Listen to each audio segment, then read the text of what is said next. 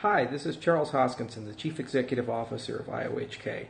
I'm currently in Addis Ababa, Ethiopia, and so I figured I'd share a little bit about what we're doing in Ethiopia and the recent MOU that we signed with the Ethiopian government, and then a few comments about the project in general. So I recently flew out from Israel, from Eurocrypt, where we had a tremendous reception from the cryptographic community about our recent paper that we submitted, Ouroboros Praus, as well as a rump session about our latest paper, Ouroboros Genesis. When I arrived in Ethiopia, our Director of African Operations, John O'Connor, who did a tremendous job of building relationships, trust, and getting us to a point where we could have a series of conversations with the Ministry of Science and Technology, met with me, and we had a long series of discussions about what would our Africa strategy look like, and how does IOHK want to extend itself into this continent. We're not completely unfamiliar with developing world countries. We have operations in South America, as well as Barbados and elsewhere in the world. And through our partners, we have extensions in places like Vietnam and Cambodia. But Ethiopia really has been our first major effort to extend ourselves into Africa. So our belief, our core belief of what cryptocurrency technology can provide to the world is this notion of killing the middleman. And if you look at the distribution of power and wealth throughout the world, people who suffer most from middlemen are people who live in the poorest countries. This is one of the causal factors of why people end up poor. So we believe that we have a moral obligation not just to push Cardano technology within the Western world, but also to get Cardano's technology, both on the permissioned and permissionless side, to the poorest people in the world and find ways to solve real problems. Ethiopia, for example, is a mostly agricultural-based economy with a large chunk of its revenue being derived from commodities such as coffee. If you look at the coffee industry here, the vast majority of production is done by sustenance farmers who usually live off of 1 or 2 hectares, about 1.5 million of them. And many of them suffer from tremendous problems, from lack of sustainable farming practices to things like long supply chains to suboptimal prices once these coffees get to the exchanges for a variety of political and economic reasons. So when we look at blockchain technology, we can immediately realize that combining it with other social processes, IoT and things like this, you'll be able to immediately begin getting better, richer, auditable, transparent, time-stamped, immutable data about those supply chains, and potentially massively increase throughput and also reduce waste, fraud, and abuse, and get more money to the edges and give farmers access to better marketplaces. This is just one of many small examples of where this technology can change people's lives. For us, an extra few dollars a day may not be a lot, but for people who are trying to get ahead in life, who didn't quite win the geographic and genetic lottery and were born in the wrong places, end up needing this to be able to survive and thrive. So we feel we have a moral obligation to do our best to try to help people out and get them this technology. So we entered Ethiopia with the hope of learning the problems at a very deep level and then trying to understand how Cardano technology, both on the enterprise side as well as the permissionless side, could be used to resolve issues such as the coffee conundrum or things like property registration and so forth. So the kernel of our strategy has always been education. The best way of accommodating this is to go to universities and governments and ask them to give us their best students who are recent graduates. Then what we can do is take our people, Lars Brunjes and others, and educate them about Haskell, blockchain technology, cryptography, how to implement distributed systems, which are fairly exotic skill sets, but once learned will give people the ability to implement practically anything in the cryptocurrency space, our technology or other technology. The hope then is to be able to acquire the best developers of that group and make them IOHK employees, give them certainty and stable jobs, and then open the protocol for business and ask them to start figuring out how to run pilots, start figuring out how to create good technology for the ecosystem as a whole. Now, this is not an exclusive effort to Ethiopia. Tomorrow I'm flying to Rwanda, where we'll be meeting with members of the government, attending a conference, and surveying the situation much the same we did in Ethiopia. But Ethiopia is certainly one of the largest markets in the world with respect to this effort. It has over 100 million people, 70 million of which are under the age of 30. So it's a tremendously young country, and it's a country that has a huge amount of influence in the whole of Africa, including being the headquarters of the AU, UNICEF, and other organizations.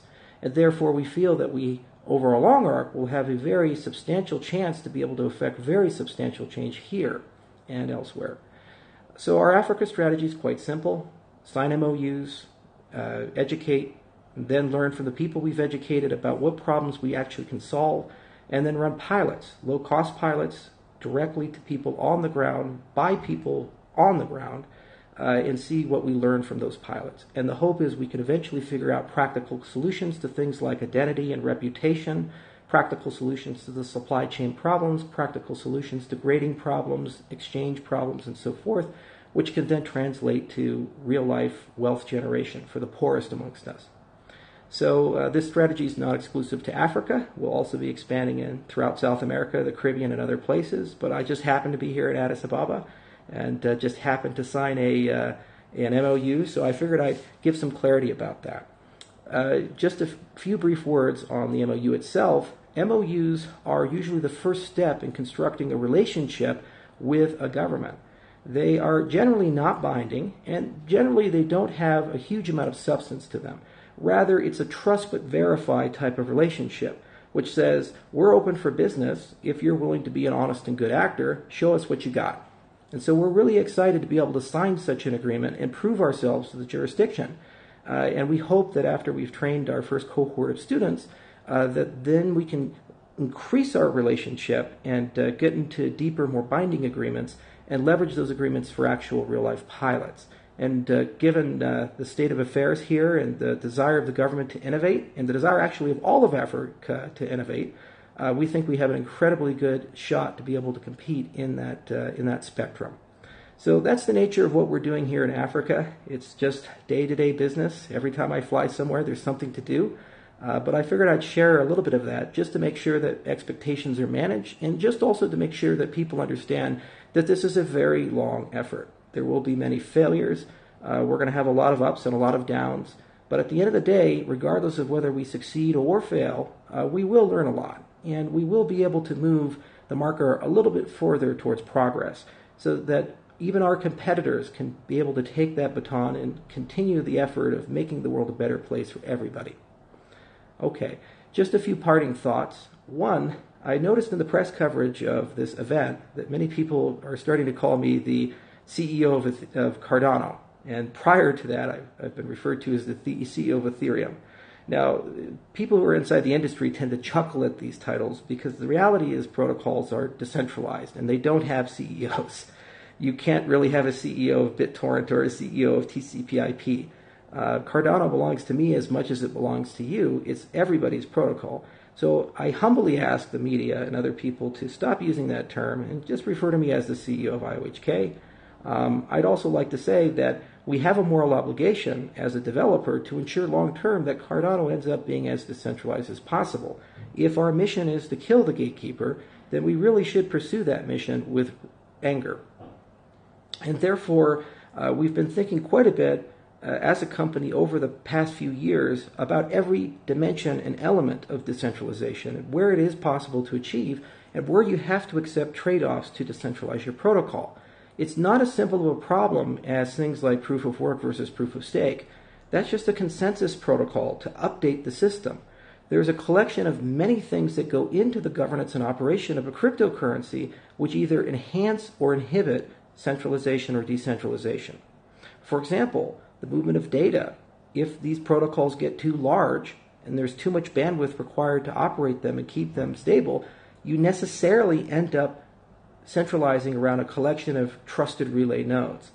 Another example would be the storage of data. If there is no way to shard or partition a blockchain into small pieces, similar to a torrent swarm, then unfortunately you'll end up getting a blockchain that's too large for any normal user to store, again requiring centralization around a group of centralized actors. Furthermore, we believe that blockchains are effectively governments in a certain respect. They have a central bank function, and eventually they'll have democratic functions to decide the direction of where to go, and a treasury to decide where to pay. Many blockchains, such as Dash and Pivx and others, such as Zencash, have already embraced this concept and are putting various degrees of democracy into their protocol, at the very least to decide on the who pays question. But like all governance systems, you have to make some hard decisions about who gets the vote, how they vote, different things that can be voted on, incentives to vote so that you don't descend into rational ignorance problems, as well as the design of the ballot itself. For example, to use Condorcet or Borda or plurality or something like this. So we at IOHK have been, for a few years, really thinking deeply about these things. And we would highly encourage you to go to our YouTube page, IOHK, and look at our videos on voting and governance. We also would just like to say a few words about goals to decentralize. The reality is the only effective way to decentralize the project long term is to make a lot of people care about it and have financial incentives to keep the system decentralized. So you have to have a strategy about things like meetup groups. You have to have a strategy about things like getting lots of dApps deployed on your system and having a very diverse set of opinions about where things ought to go. We're not always going to agree, but if we have proper governance systems, eventually we can consolidate to a particular path forward without resulting in the inevitable Cardano Classic or Cardano Cash. That's the dream. So this is a collective problem that every cryptocurrency has to work on, and one we think a lot about. So we'll be, over the next few months, releasing a series of blog posts and videos and other things discussing what is the decentralization of Cardano all about, and how can we get there? It will take years. Even cryptocurrencies such as Bitcoin and Ethereum still suffer problems of centralization, cult of personality, local power groups, and so forth. And it's perhaps unwise to completely decentralize every aspect and component of the protocol, because at the end of the day, you still expect things like quality of service. You still expect things like performance. You still expect things like regular releases and so forth. And if people are willing to take upon that role with consent, it may be okay to trust them as long as they're actually doing the job and as long as there's proper third-party auditing and oversight. So this is a collective discussion that we're going to have as a community together about the nature of decentralization. And our hope is, by involving the Academy and involving you, the community, as directly as we can get there over time. So thank you so much for listening to me. Thank you so much for all the support. And I'm glad to be here in Addis, and I look really forward to seeing the community in Rwanda and having some great discussions with them. And I will return to Africa many times. Have a wonderful day and good night.